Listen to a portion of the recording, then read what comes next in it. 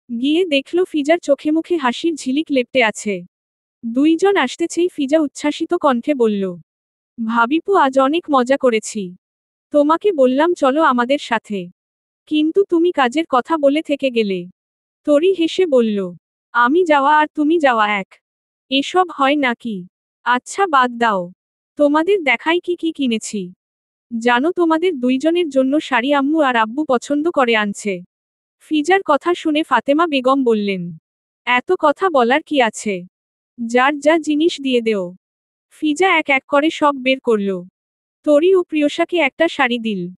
ফিজা প্রিয়সাকে উদ্দেশ্য করে বলল, আপু কেমন হয়েছে তোমার শাড়ি বলো, পছন্দ হয়েছে তোমার? প্রিয়সা নিজের হাতে শাড়ির দিকে তাকিয়ে দেখল। লাল, খয়েরি, সোনালী রঙের মিশ্রণের শাড়ি। দেখতে অনেক সুন্দর। প্রিয়সা মুখে হাসি ফুটে উঠল। হেসে বলল, অনেক সুন্দর হয়েছে। আর রংটা বেশি সুন্দর হয়েছে। সুন্দর আর পছন্দ তো হবেই। আব্বু আর আম্মু দুইজনে মিলে এই শাড়ি পছন্দ করেছে। প্রিয়সার মুখে আবার হাসি ধরা দিল। কিন্তু পরক্ষণেই আবার মন খারাপ হলো। নিজের আব্বুর কথা মনে পড়ল। সাইদুর রহমান নিজে সবার জন্য পছন্দ করে আনতেন। যেটা পছন্দ লাগলো সেটাই কিনে আনতেন। তার আব্বু থাকলেও হয়তো কিনে আনতো এমন শাড়ি। প্রিয়সার খুব করে মনে পড়ল সাইদুর রহমানের কথা। মন ছটফট করছে আব্বুর সাথে কথা বলার জন্য। কিন্তু সাইদুর রহমানকে কল করলে তিনি রিসিভ করেন না। তখন এক ঝাঁক বিষাদ জেকে ধীরে প্রিয়সার মনে। এসব ভেবে প্রিয়সার মুখে আধার ঘনিয়ে আসল।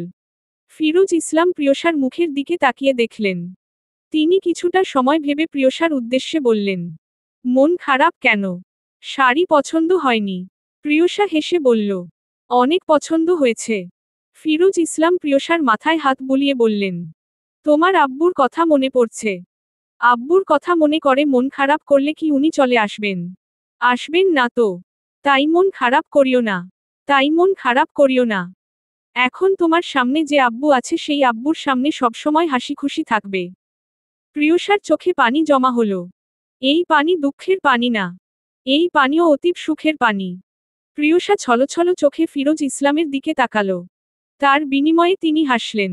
এই হাসির মধ্যে অনেক সুখের সার্থকতা। সবার মুখে হাসি লেগে আছে। এই খুশির মুহূর্তে ফিজা বলে উঠল, হয়ে গেল ভাব।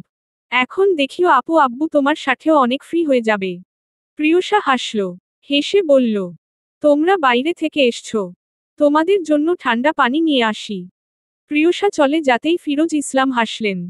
তিনি অনেক ভেবে দেখলেন, যেখানে ছেলে প্রিয়সাকে নিয়ে খুশি সেখানে তিনি বা ফাতেমা কেউ অন্য কারোর জন্য প্রিয়সাকে এভাবে দূরে রাখতে পারেন না। তাই তো তারা সিদ্ধান্ত নিয়েছে প্রিয়সাকে মেনে নেওয়ার জন্য। প্রিয়সা রান্নাঘরে গেল। আজ প্রিয়সার খুশির দিন। প্রিয়সা ভাবতেই পারেনি এত সহজে তার শ্বশুর আব্বু মেনে নিবে তাকে। তরির কথাই ঠিক হচ্ছে। এই বাড়ির সবাই অনেক ভালো আর বন্ধুত্বপূর্ণ, তাই তো এত সহজেই তাকে মেনে নিচ্ছে। প্রিয়সা রান্নাঘর থেকে পানি নিয়ে এসে দেখল ড্রয়িং রুমে আরও একটি মেয়ে। মেয়েটাকে আগে কোথাও দেখেছে বলে মনে হচ্ছে না। দেখতে অনেক সুন্দর। সাদা জামায় যেন আরও সুন্দর দেখাচ্ছে। প্রিয়সার মন খচখচ করছে মেয়েটার পরিচয় জানার জন্য। প্রিয়সা সবাইকে পানি দিয়ে দিল। এতক্ষণ মেয়েটি প্রিয়সার দিকে তাকিয়েছিল। চোখে মুখে ছিল এক ব্যথা বেদনা রেশ। তবে সেটাকে প্রশ্রয় দিল না। তখন মেয়েটি প্রিয়সার কাছে গিয়ে বলল, কেমন আছো প্রিয়সা? কেমন কাটছে তোমার নতুন সংসার? মেয়েটির কাছে এমন কথা শুনে প্রিয়সা অবাক হল। সে মেয়েটির নাম জানেই না। অথচ মেয়েটি তার নাম জানে আর তাকে চিনেও। মনে অনেক কৌতূহল থাকলেও তা প্রকাশ না করে মুখে হাসির রেখা টেনে বলল, ভালো আছি। আর অনেক ভালো যাচ্ছে। ভালো তো থাকবেই। এই বাড়ির প্রত্যেকটা মানুষ ভালো। বিশেষ করে ফাইয়াজ ভাই। মেয়েটির কথা শুনে প্রিয়সা সামান্য হেসে বলল, তোমার নাম কি আপু? তোমাকে তো ঠিক চিনলাম না। প্রিয়সার কথা শুনে মেয়েটি উচ্চস্বরে হাসতে লাগল। সেই হাসির দিকে বাড়ির সবাই তাকিয়ে আছে। কিন্তু মেয়েটার হাসি দেখে কেউ হাসতে পারল না। কারণ মেয়েটির হাসিতে সুখ ছিল না, ছিল এক মুঠো দুঃখ কষ্ট। মেয়েটি হাসি থামিয়ে বলল, আমিও পাগল। নিজের পরিচয় না দিয়ে তোমার সাথে কথা বলে যাচ্ছি। আমি হচ্ছি আরশি। এটা আমার মামার বাড়ি। চিনেছ আমাকে? আরশি নাম শুনতাই প্রিয়সার কা নড়ে উঠল। তাহলে এই সে আরশি যার জন্য তাহমিদ ও তার ব্রেকআপ হয়েছিল। সে তো শুনেছে মেয়েটি তাহমিদকে অনেক ভালোবাসে, কিন্তু তাহমিদ রাজি হয়নি। কিন্তু ভাগ্য বা ভালোবাসার জোরে সে পেয়েছে তাহমিদকে। কিন্তু আরশিকে দেখে প্রিয়সার মায়া হলো। মেয়েটা দেখতে কি সুন্দর মিষ্টি। কিন্তু মেয়েটার ভালোবাসা পূর্ণতা পেল না। প্রিয়সা কয়েকদিনের জন্য বুঝেছে ভালোবাসা হারানোর চেয়ে কষ্টের আর কিছুই নেই। প্রিয়সা মিষ্টি হেসে বলল, হুম, শুনেছি তোমার কথা। ফাইয়াজ ভাই বলেছে নিশ্চয়, তাই না? তবে তুমি খুব লাকি ফাইয়াজ ভাইয়ের মতো একজনকে পেয়েছ। প্রিয়সা হাসল আরশির কথা শুনে। আরশি সেই হাসির দিকে তাকিয়ে রইল। এই হাসি তো তার হাসার কথা ছিল। আরশি সোফায় একটা শাড়ি দেখে হাতে নিয়ে বলল, বাহ, শাড়িটা তো সুন্দর অনেক। আমি এইরকম শাড়ি খুঁজেছিলাম কিন্তু পাইনি। তখন ফিজা বলে উঠল, এটা তো প্রিয়সা আপুর শাড়ি। আব্বু আম্মু পছন্দ করেছে। প্রিয়সার শাড়ি শুনে আরশি মুখে হাসি থেমে গেল। তা দেখে প্রিয়সা হেসে আরশির উদ্দেশ্যে বলল, আপু তোমার ভালো লাগলে তুমি নিতে পারো। আমার কোনো সমস্যা নেই। প্রিয়সার কথা শুনে আরশি মলিন হাসল। হেসে নিজ মনে বিড়বিড় করে বলল, আমার সবথেকে প্রিয় জিনিস তোমাকে দিয়ে দিছি। আর সেখানে সামান্য শখের জিনিস তুমি আমাকে দিতে চাচ্ছ। প্রিয় এর কাছে শখের কোনো মূল্য নেই, বুঝেছ? আমি তোমাকে যা দিয়েছি তার মূল্য তুমি কোনোদিন দিতে পারবে না। যা তোমার কাছে হয়তো কষ্টকর। তবে আমার প্রিয় মানুষের সুখের জন্য তোমাকে আমার প্রিয় মানুষকে দিয়ে দিছি। আরশির ভাবনার মাঝেই প্রিয়সা বলল, আপু কি ভাবছ? তুমি শাড়িটি নিয়ে নাও। আরশি মলিন হেসে বলল, পাগল, তোমার শাড়ি আমি কেন নিব? বরং তোমাকে দিতে হবে। তোমাকে কিছু না দিয়ে কিভাবে নিব তোমার থেকে? তরি আরশির উদ্দেশ্যে বলল, আরশি বসো, তোমার জন্য নাস্তা নিয়ে আসি। আরশি হেসে বলল, না ভাবি, নাস্তা খাবো না। নাস্তা খেতে আসিনি। যেটার জন্য এসেছি সেটা হলো, সামনের মাসে আমার বিয়ে। তোমাদের দাওয়াত দিতে আসলাম। আরশির বিয়ের কথা শুনে সবাই অবাক হলো। অবাক তার রেশ কাটিয়ে ফিজা খুশি হয়ে বলল, আপু তোমার বিয়ে ঠিক হয়েছে। কই, আমরা তো জানতাম না। আরশি মলিন হেসে বলল, তোমাদের না জানলেও চলবে। তোমরা সবাই সুখে আছো এই অনেক। আমাদের নিয়ে না ভাবলেও চলবে। আরশির কথার মর্মার্থ সবাই বুঝল। মেয়েটা যে কষ্টে এসব বলছে। তাই কেউ আর বাড়তি কিছু বলল না। আরশি আবার বলল, আমার যার সাথে বিয়ে হবে সে অনেক ভালো। আমাকে বলছে অনেক সুখে রাখবে। আমিও আশা করছি তিনি আমাকে ঠকাবেন না। আমি যাই এখন। অনেক কাজ বাকি আছে। আর কাউকে কোনো কথা বলার সুযোগ না দিয়ে আরশি চলে গেল। আরশির যাওয়ার দিকে সবাই নিষ্পলক তাকিয়ে রইল। Dash dash dash dash dash dash dash dash dash dash dash dash dash dash dash dash dash dash. রাত 12টা। নিঃস্বকালো রাত। চারদিকে সবাকিছু শান্ত। সবাই আপন নিরে আপন ঠিকানায়। বিছানায় বসে ল্যাপটপে কাজ করছে তাহমিদ। অনেক মনোযোগ দিয়ে কাজ করছে। অফিসের কাজ করছে। অন্যদিকে মন নেই। আর অন্যদিকে প্রিয়সা ঘরের মধ্যে পায়চারি করছে। রাগে ফুসফুস করছে আর পায়চারি করছে। নিজের মধ্যে মাঝে মধ্যে কিছু বলে যাচ্ছে। কিন্তু তাহমিদ প্রিয়সার দিকে তাকাচ্ছে না। কিছু বলছেও না। আর সহ্য করতে না পেরে প্রিয়সা তাহমিদের আকর্ষণ নেওয়ার জন্য তার সামনে দাঁড়িয়ে গেল। কিন্তু তারপরও তাহমিদ প্রিয়সার দিকে তাকালো না। প্রিয়সা রাগে গিজগিজ করতে করতে বলল, কয়টা বাজে এখন? তাহমিদ কাজ করতে করতে বলল, 12টা 5 বাজে। তাহমিদের কথা শুনে প্রিয়সা আশ্চর্য হল। সে কি শুধু সময় জানতে চেয়েছে? রাগ করে উল্টে দিকে ঘুরে চলে যেতে ধরতেই তাহমিদ নিজের কোলের ল্যাপটপ বিছানায় রেখে একটানে প্রিয়সাকে নিজের কোলে বসিয়ে দিল। প্রিয়সার কাঁধে মুখ ডুবিয়ে দিল। প্রিয়সা কেঁপে উঠল। কিন্তু রেগে বলল, এখন আমাকে ধরস কেন? তোমার ল্যাপটপকে ধরে কাজ করো। ছেড়ে দাও আমাকে। তাহমিদ প্রিয়সার কথা শুনে তাহমিদ হেসে প্রিয়সার চুলে কাঁধে গাঢ় করে চুমু খেয়ে বলল, ল্যাপটপ কি আর বউয়ের অভাব দূর করতে পারে? তাই তো ল্যাপটপকে রেখে বউকে জড়িয়ে ধরলাম। বউকে আমি অনেক ভালোবাসি। তাই বউকে ছেড়ে কিভাবে থাকা যায়? এমনিতে আজ কাজের জন্য বউকে ভালো করে আদর করতে পারিনি। ব্যাস, তাহমিদের এইটুকু কথায় যেন প্রিয়সা গলে গেল। এতক্ষণের অভিমান মুছে গেল নিমিষেই। হাসল প্রিয়সা। প্রিয়সা হেসে তাহমিদকে জড়িয়ে ধরল। প্রিয়সা তাহমিদকে আরশির কথা বললে চাইল। কিন্তু বলল না, যদি তাহমিদের মন খারাপ হয়। তাই প্রিয়সা আরশির কথা বলল না। কিন্তু আজ সারদিনের সব কথা তাহমিদকে বলতে লাগল। তাহমিদ মনোযোগ দিয়ে সবকিছু শুনে বলল, সবার কথায় তো বললে, শুধু আমার কথা বাদ দিয়ে। আমার কথা বুঝি মনে পড়েনি সারাদিনে? প্রিয়সা মজা করে বলল। না, মনে পড়েনি। তোমাকে আজ সারাদিন আজ একবারও মনে পড়েনি। প্রিয়সার কথা শুনে তাহমিদ প্রিয়সার কাঁধে কামড় দিল। প্রিয়সা ব্যথা সূচক শব্দ করল। তা দেখে তাহমিদ বলল, আমাকে মিথ্যে বলার শাস্তি তোমাকে পেতে হবে। তৈরি হয়ে নাও মিসেস তাহমিদ ফাইয়াজ। তাহমিদের কথা শুনে প্রিয়সা হাসা শুরু করল। সেই হাসির দিকে তাকিয়ে রইল নিষ্পলক। মুগ্ধ হলো অবিরাম। এই হাসি দেখতে চায় সব সময়। এই হাসিতে অনেক শান্তি। একাকিত্ব। একাকিত্ব শুধু শব্দটার সাথে মিলে আছে অনেক কিছু। একাকিত্ব উচ্চারণের মতো কাজেও একা।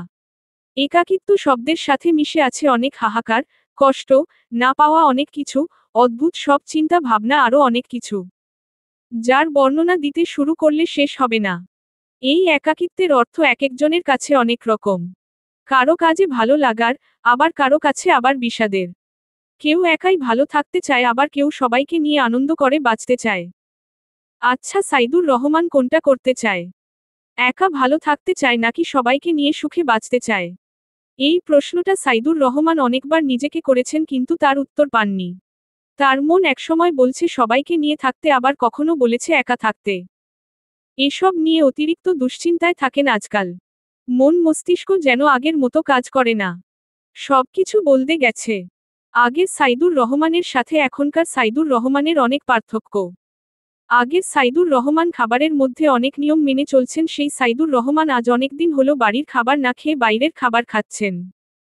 একসময় বাইরের খাবারের কথা শুনতাই তিনি রেগে যেতেন। নিজের এই রকম কাজে তিনি নিজেই অবাক হন। মেলাতে চান নিজেকে, কিন্তু পারেন না। আজকাল সাইদুর রহমান লক্ষ্য করছেন তিনি অতিরিক্ত চিন্তা করছেন, যেটা ওনার শরীরের জন্য অনেক খারাপ। তারপরও চিন্তা যে বাধা মানে না, চিন্তা আসেও। সাইদুর রহমান বাসায় থেকে যেন বাড়ির সবকিছু নিবিড়ভাবে সবকিছু পর্যবেক্ষণ করছেন। আজকাল তার কোনো কাজ ভালো লাগে না, বিরক্ত লাগে সবকিছু। তিনি বাসায় থেকে আতিফা বেগম ও আদিলের কাজ দেখেন। তাদের হাসিমুখ দেখে ভালো লাগে, কিন্তু সেই হাসি মুখের দিকে বেশিক্ষণ তাকিয়ে থাকতে পারেন না। কেন পারেন না সেই প্রশ্নের উত্তর তার কাছে নেই। সাইদুর রহমানের সামনে খাবার রাখা আছে, বাইরের খাবার খেতে ইচ্ছে করছে না। আতিফার হাতের সুস্বাদু খাবার খেতে ইচ্ছে করছে। আজকাল আদিলের সামনেও দাঁড়াতে পারেন না। সাইদুর রহমান দাঁড়িয়ে গেলেন, চোখ বন্ধ করে ভাবতে লাগলেন। এখন আদিল ও আতিফা হাসিমুখে থাকেন, কই আগে তো ছিলেন না। তিনি ভাবতে লাগলেন, আতিফা, প্রিয়সা ও আদিল সবাই হাসাহাসি করছে, কিন্তু তাকে দেখামাত্র তারা হাসি থামিয়ে দিল। হাসি থামিয়ে নিজের কাজ করতে লাগল, যেন ওনার সামনে হাসলে অনেক বড় ক্ষতি হয়ে যাবে। তিনি নিজেকে দোষ দিতে লাগলেন। সাইদুর রহমান বিড়বিড় করে আওড়ালেন, তাহলে আমিই কি খারাপ ছিলাম? আমি কি তাদের ভালো করে বুঝতে পারিনি? ভেতর থেকে উত্তর আসল, হ্যাঁ, তুই সবকিছুর জন্য দায়ী। তুই ছেলে মেয়ে, বউয়ের ভালো মন্দের কথা ভাবিসনি। তোর ছোট প্রিয় কথা ভাবিসনি। মেরেছিস তাকে। ওদের সুখ তুই দেখতে পারিসনি। দেখ আজকে সবাই ওরা সুখে আছে, শুধু তুই ছাড়া। ওরা কেউ তোকে ক্ষমা করতে পারবেন না। এইটুকু মাথায় আসতে যা হওয়ার হয়ে গেল। মেঝেতে লুটিয়ে পড়ল তার শরীরখানি। অন্ধকার রুমে কেউ দেখতে পেল না সাইদুর রহমানের অনুতপ্ত মুখখানি। কেউ জানতেও পারল না সাইদুর রহমান ভেতরে ভেতরে অনেক কষ্ট পাচ্ছিলেন। Dash dash dash dash dash dash dash dash dash dash dash dash dash dash dash dash dash dash dash. মা বাবা, এই দুটো শব্দের মধ্যে অনেক কিছু মিশ্রিত আছে। বাবা মা আমাদের যতই কষ্ট দিক না কেন, তারা আমাদের কাছে ভালোবাসার মানুষ থাকে এবং সব সময় থাকবে।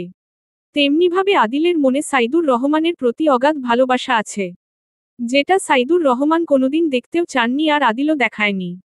কিন্তু সাইদুর রহমান যতই আদিলকে বকা দিক না কেন, আদিল তার আব্বুকে অনেক ভালোবাসে।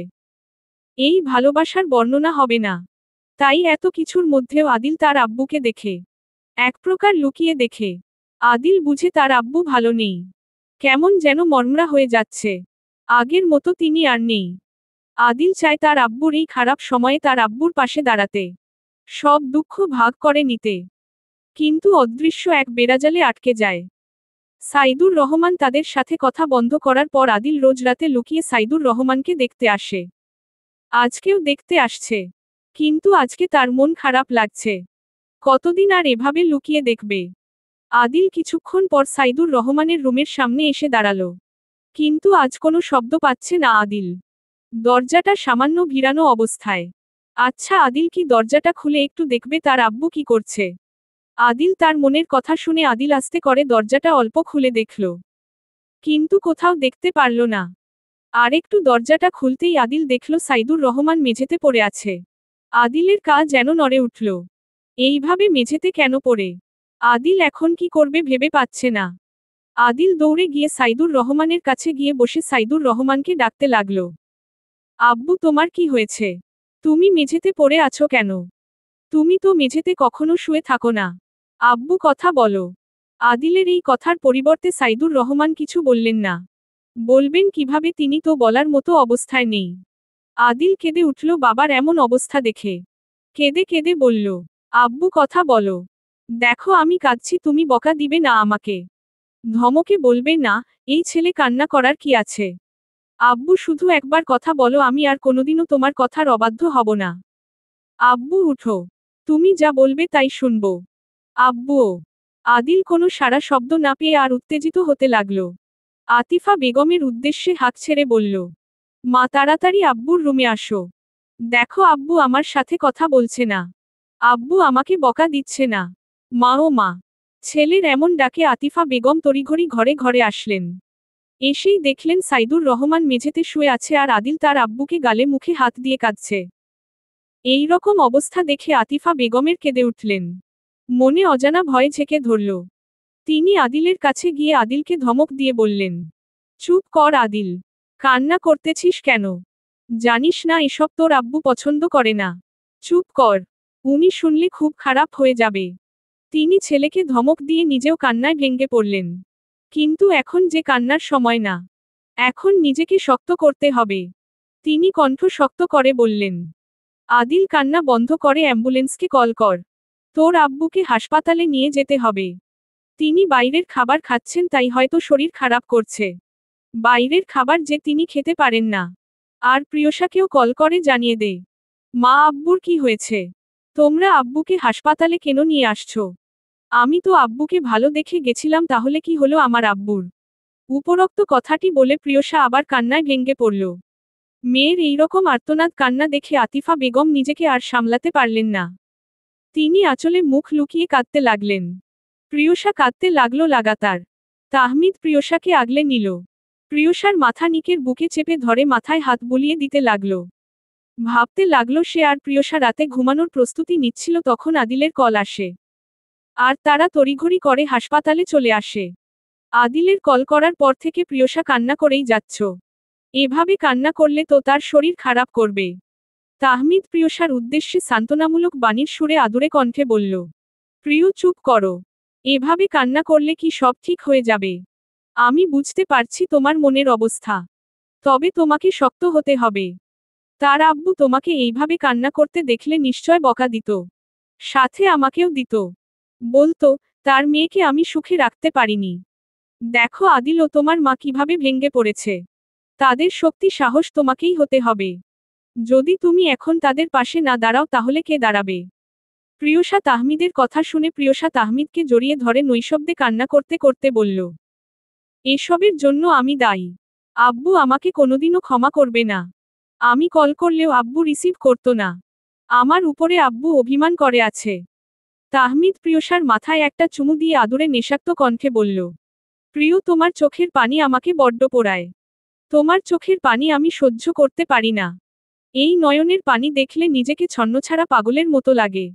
কেন এসব হয় জানো? কারণ আমি আমার এই প্রিয়কে ভালোবাসি। তার সুখের জন্য আমি সব করতে পারি। তাই তো তার কষ্ট আমার সহ্য হয় না। তেমনিভাবে তোমার আব্বুও তোমাকে অনেক ভালোবাসে।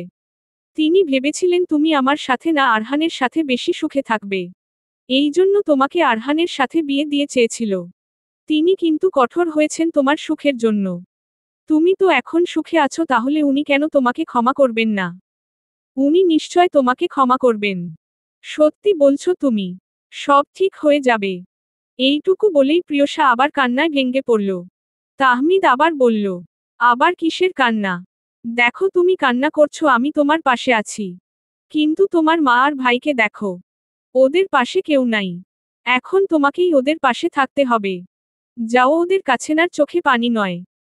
প্রিয়সা তাহমিদের বুক থেকে মাথা তুলে দেখল দূরে আদিল ও তার মা বসে কান্না করছে। তাহমিদ মৃদু হেসে প্রিয়সার কপালে চুমু খেয়ে বলল, আমার প্রিয় এতটা ফুটবল নয়। আমি জানি আমার প্রিয় নিজেকে যেকোনো পরিস্থিতিতে মানিয়ে নিতে পারবে, নিজের পরিবারকে সামলাতে পারবে। প্রিয়সা তাহমিদের কথার প্রেক্ষিতে কিছুই বলল না। দূরে অবস্থিত মা ও ভাইয়ের কাছে গেল। তাহমিদ দূর থেকে সবকিছু দেখছে। প্রিয়সা যেতেই আদিল কান্নায় ভেঙে পড়ল। প্রিয়সা অনেক কিছু বলে আদিলকে চুপ করাল, ঠিক একইভাবে তার মাকেও চুপ করাল। তাহমিদ ওদের কাছে গেল না, দূর থেকেই সবকিছু দেখে গেল। বিপদের সময় সবাই ভেঙে পড়লে হয় না, কাউকে না কাউকে শক্ত হাতে সবকিছু ধরতে হয়। এখানে না হয় প্রিয়সা সবকিছু শক্ত হাতে সামলে নিক। ডাক্তার আসতেই তাহমিদ ডাক্তারের কাছে গিয়ে ডাক্তারকে জিজ্ঞেস করল, এখন কি অবস্থা রোগীর, কি হয়েছে ওনার। ততক্ষণে প্রিয়সারা সবাই তাহমিদের পাশে এসে দাঁড়িয়েছে। ডাক্তার তাহমিদের উদ্দেশ্যে বললেন, অতিরিক্ত চিন্তা, অস্বাস্থ্যকর খাবার আর পরিমিত ঘুম না পারার কারণে একটু অসুস্থ হয়েছে। তবে চিন্তার কোনো বিষয় নেই। তবে ওনাকে যত্নে রাখতে হবে, না হলে এভাবে চললে উনি কিন্তু পরবর্তীতে আরও অসুস্থ হবেন। আতিফা বেগম চোখের পানি মুছে বললেন, এখন থেকে আর কোনো অনিয়ম হবে না। আমি ওনাকে সবসময় যত্নে রাখব, আর কখনো আর অযত্নে রাখব না, বলে তিনি আবার কান্নায় ভেঙে পড়লেন। স্বামী স্ত্রীর সম্পর্ক বোধহয় এই রকম হয়, যে কোনো খারাপ সময়ে পূর্বের রাগ অভিমান ভুলে পাশে থাকা। আতিফা বেগম তাই করলেন। প্রিয়সা নিজের মাকে আগলে নিল। তাহমিদ আবার ডাক্তারকে বলল, আমরা কি এখন ওনার সাথে কথা বলতে পারি? দেখা করতে পারেন, তবে ওনাকে ঘুমের ইঞ্জেকশন দেওয়া হয়েছে। তবে রোগীর কেবিনে বেশি গোলমাল কিংবা শব্দ করবেন না। আচ্ছা, আমরা বিষয়টি দেখব। ডাক্তার চলে গেল, আর সবাই এক এক করে সাইদুর রহমানের কেবিনে ঢুকলেন। তাহমিদ দূরেই দাঁড়িয়ে থাকল। এখন পরিবারের মানুষজনেরা একটু তাদের আবেগঘন সময় কাটাবে, সে না হয় দূর থেকেই উপভোগ করুক। আতিফা বেগম সাইদুর রহমানের শিয়েরের কাছে বসে চাপা কান্নায় ভেঙে পড়লেন। তিনি বিলাপ করে বলতে লাগলেন, আমার জন্য সব হয়েছে। আমি যদি তোমাকে রাগ না দেখাতাম তাহলে এসব কিছুই হতো না। ওনার আজ এই অবস্থার জন্য আমি দায়ী। আমি কেন তোমার যত্ন নিলাম না? সাইদুর রহমান যদি সজ্ঞানে থাকতেন তাহলে তিনি আতিফা বেগমকে কি বলতেন সেটা উনি ছাড়া কেউ জানে না। আদিল বাবার হাত ধরে বলল, আব্বু তুমি তাড়াতাড়ি সুস্থ হয়ে যাও, তারপর তুমি যা বলবে আমি তাই শুনব। তোমার কথার অবাধ্য হব না। আমি এতক্ষণে বুঝে গেছি আব্বু, তুমি ছাড়া আমরা নিঃস্ব। তুমি আমাদের বটগাছের ছায়ার মতো। সেই বটগাছ ছাড়া আমরা কেউ বাঁচতে পারবো না। তুমি শুধু একবার সুস্থ হয়ে উঠো, আমি আর কিছু চাই না। আব্বু। আদিল কান্নায় ভেঙে পড়ল। কে বলে ছেলেরা কান্না করতে জানে না?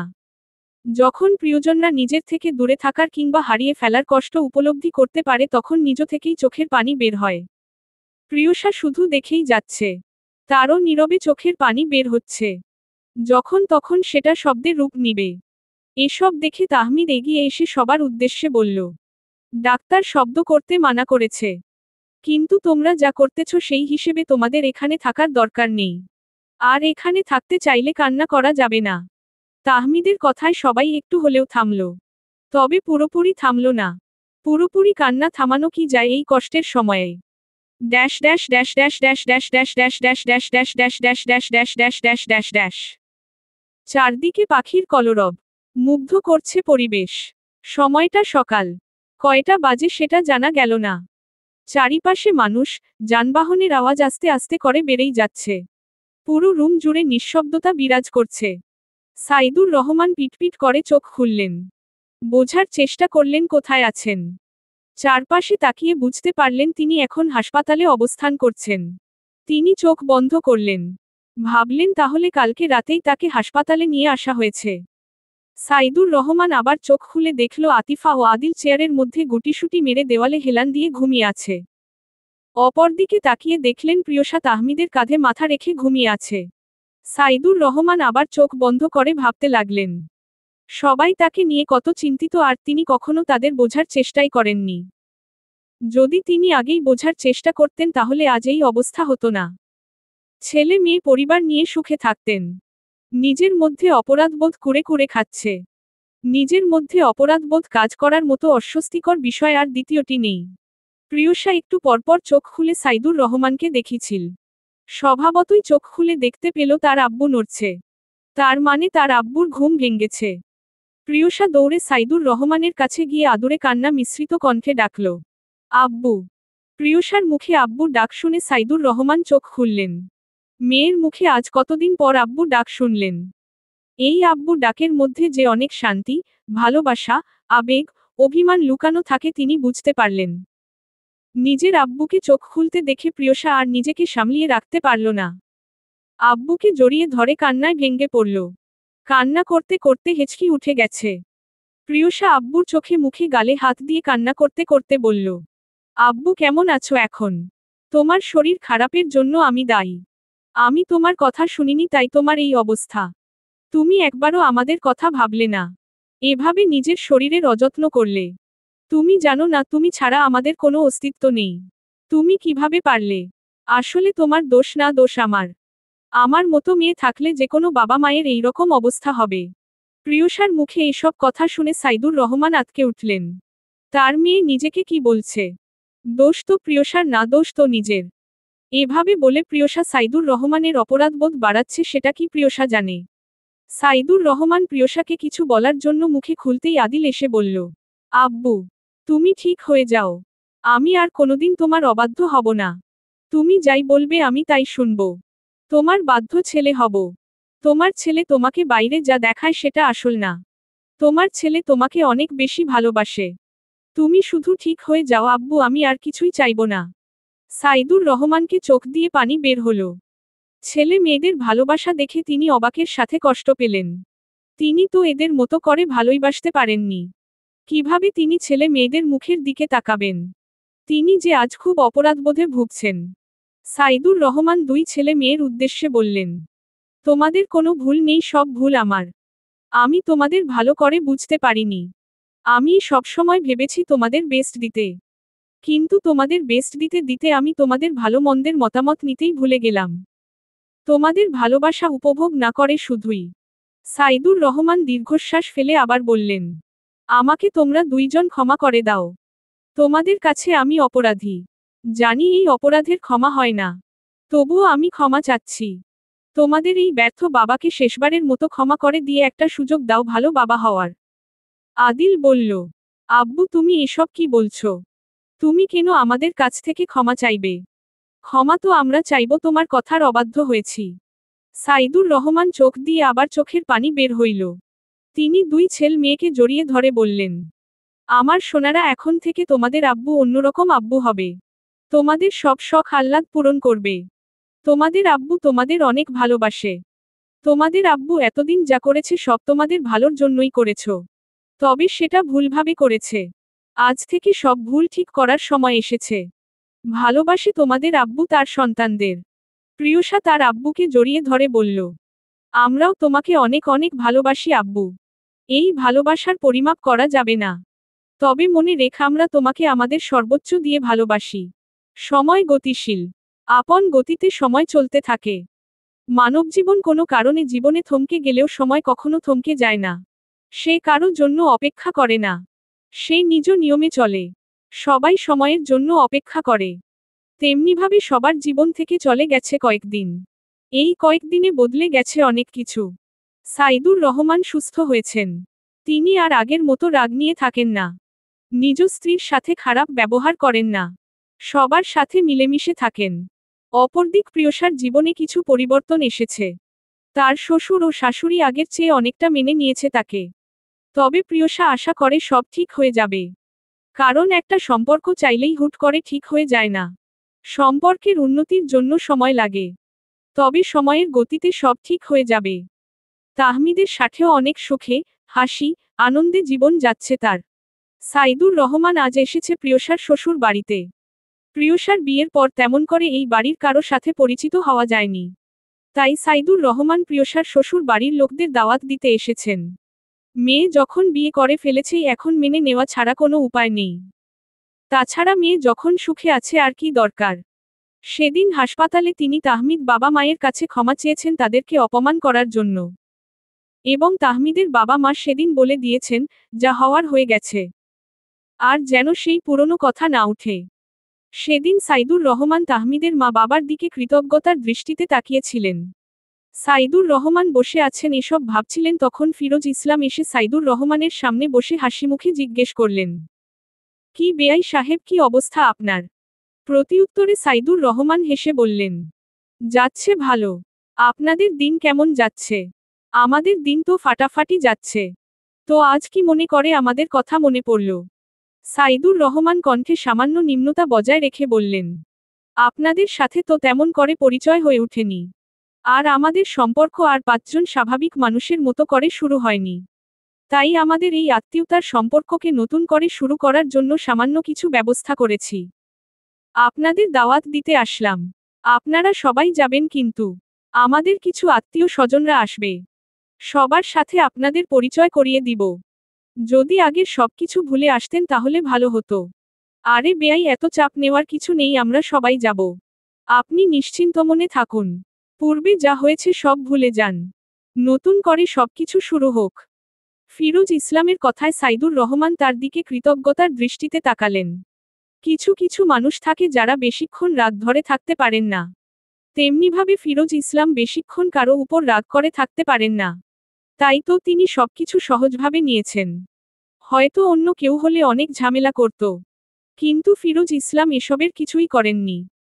ফিরোজ ইসলাম ও সাইদুর রহমান দুইজনেই গল্প করতে মশগুল হয়ে গেলেন। সেখানে কিছুক্ষণ পর প্রিয়সা এসে সাইদুর রহমানের উদ্দেশ্যে বলল, আব্বু, তুমি বাসা থেকে অনেক আগেই বেরিয়েছ। এখানে আসার তো বেশি সময় হয়নি। তাহলে এতক্ষণ কই ছিলে? আম্মু ওইদিকে চিন্তা করছে। আম্মুকে তো বলেও আসনি। প্রিয়সার কথা শুনে সাইদুর রহমান হেসে বললেন, একটা কাজে গিয়েছিলাম। কি কাজ? আয়েশার কাছে গিয়েছিলাম। ওর সাথেও তো আমি ভুল করেছি। ওর সাথেও আমি খারাপ ব্যবহার করেছি। সেই ভুলের প্রায়শ্চিত্ত করতে গিয়েছিলাম। তাকেও নিমন্ত্রণ করে আসলাম। মেয়েটা ভালো, তাই আসতে রাজি হলো। অথচ আমি। সাইদুর রহমানকে কথার মাঝখানে থামিয়ে প্রিয়সা হেসে বলল, পুরনো কথা বাদ দায় আব্বু। সবকিছু নতুন করে শুরু হয়েছে, আর আমরা পুরনো কথা না বলি। প্রিয়সা থেমে আবার তার দুই আব্বুর উদ্দেশ্যে বলল, তোমরা গল্প করো, আমি তোমাদের জন্য চা নিয়ে আসি। Dash dash dash dash dash dash dash dash dash dash dash dash dash dash dash dash dash dash dash. কি করো বরমশাই? অফিসে এসে মানুষ কি করে ম্যাডাম? কাজ করতেছি। প্রিয়সার কথার প্রেক্ষিতে তাহমিদ প্রিয়সাকে কিছু না বলায় প্রিয়সা খানিকটা মন খারাপ করে বলল, ওহ, আচ্ছা ঠিক আছে।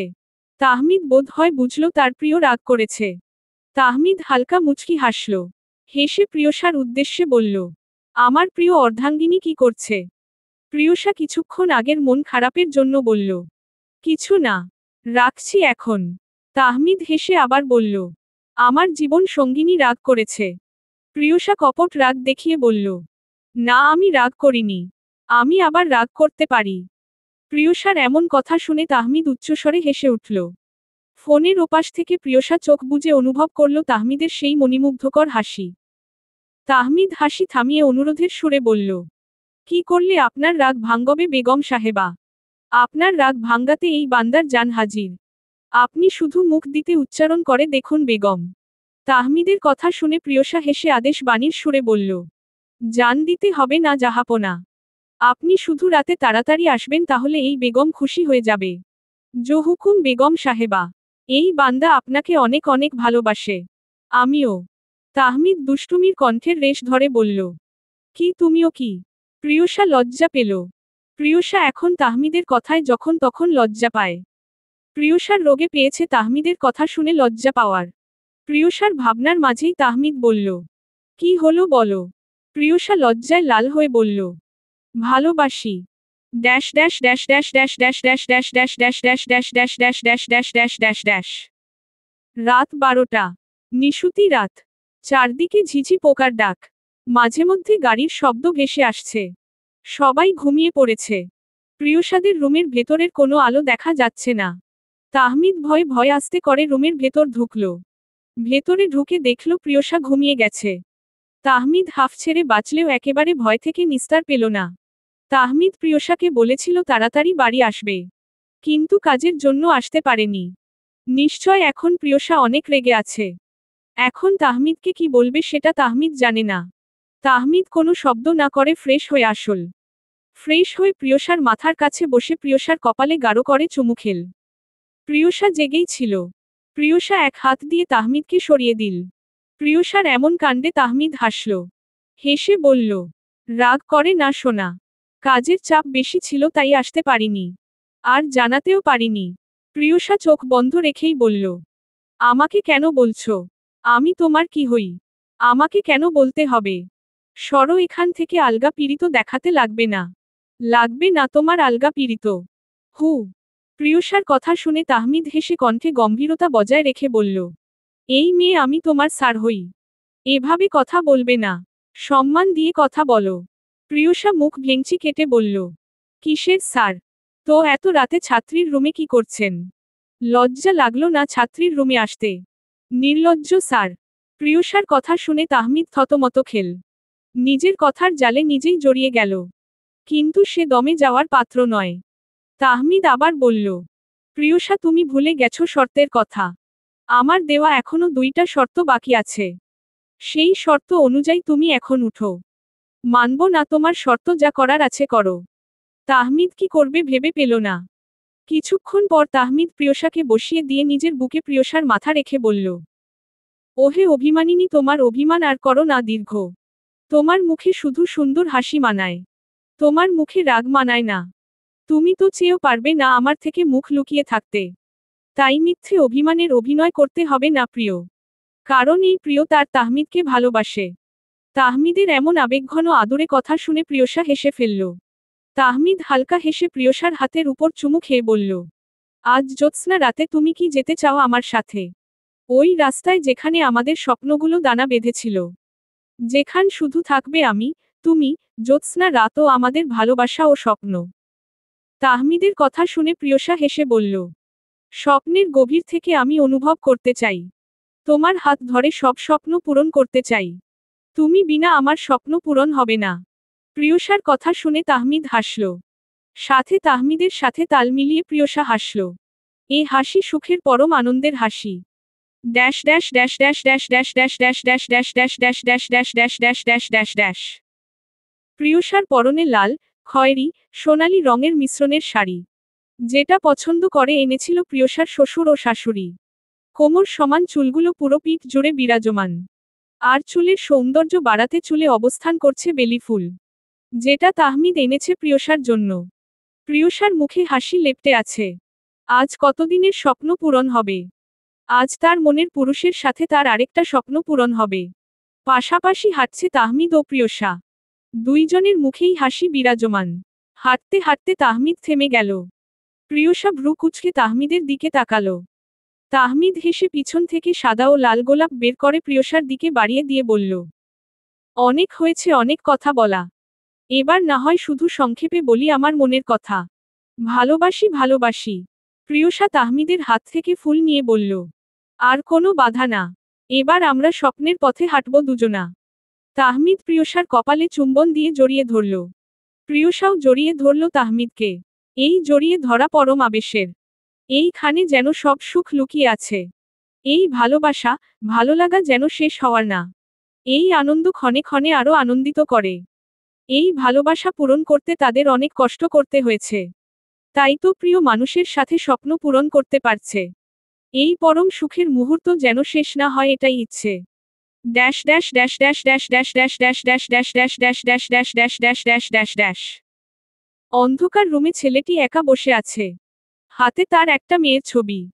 যে ছবির সাথে ছেলেটি কথা বলেই যাচ্ছে। অন্ধকারে মেয়েটির ছবি দেখা যাচ্ছে না, তবুও ছেলেটি কথা বলেই যাচ্ছে। ছেলেটির ভেতরে তার ভালোবাসা না পাওয়ার কষ্ট তাকে কুরে কুরে খাচ্ছে। সে তো মেয়েটিকে ছোট থেকেই ভালোবেসেছিল। ছেলেটির স্বপ্ন জুড়ে শুধুই মেয়েটি ছিল, কিন্তু ভাগ্যের কি লীলাখেলা, মেয়েটির স্বপ্ন জুড়ে অন্য কারো বাস ছিল। আরহান নিজের অবস্থানে বসে থেকেই বাইরে তাকিয়ে দেখল আজ জ্যোৎস্না রাত। আরহান তো স্বপ্ন দেখেছিল এইরকম জ্যোৎস্না রাতে সে প্রিয়সার সাথে জ্যোৎস্না রাত বিলাস করবে। কিন্তু আজ এই জ্যোৎস্না রাতে প্রিয়সা আজ অন্য কারো স্ত্রী। অন্য কারো ভালোবাসা। আজ সে অন্য কারোর সাথে হয়তো জ্যোৎস্না উপভোগ করে। আরহান জানতেও পারল না প্রিয়সা তার ভালোবাসার মানুষের সাথে জ্যোৎস্না বিলাস উপভোগ করছে। আরহানের চোখে বিন্দু বিন্দু জল। এই জল নিজের ভালোবাসা হারানোর জল। এই কষ্ট কাউকে দেখানো সম্ভব না। এই কষ্ট দেখলে হয়তো সান্ত্বনা দিতে পারবে, কিন্তু আরহানের কষ্ট দূর করতে পারবে না। আরহান প্রিয়সার ছবির দিকে তাকিয়ে থাকল। প্রিয়সার ছবি দেখলে কিংবা প্রিয়সার কথা মনে পড়লে তাহমিদের হৃদয় ধক করে ওঠে। বুকের মধ্যে দ্রিমদ্রিম শব্দ বেড়ে যায়। কিছুক্ষণ পর আরহান ছবিতে একটা চুমু খেয়ে বিড়বিড় করে নিজ মনে বলতে লাগল, প্রিয় আমার স্বপ্ন জুড়ে তুমি ছিলে আর তুমিই থাকবে সব সময়। তোমার জায়গা কেউ নিতে পারবে না। তোমাকে একপাক্ষিক ভালোবেসে গেছি সেই ছোটবেলা থেকে। তোমাকে পরবর্তীতেও ভালোবেসে যাব। তুমি আমার স্বপ্ন জুড়ে ছিলে আর থাকবে। ভালোবাসি তোমাকে প্রিয়। আরহান লম্বা একটা নিঃশ্বাস ফেলল। আবার ছবির দিকে তাকিয়ে থাকল। সবশেষে এটাই বলবো, তুমি যেখানে থেকো না কেন ভালো থেকো। ভালো থেকো প্রিয়। সমাপ্ত।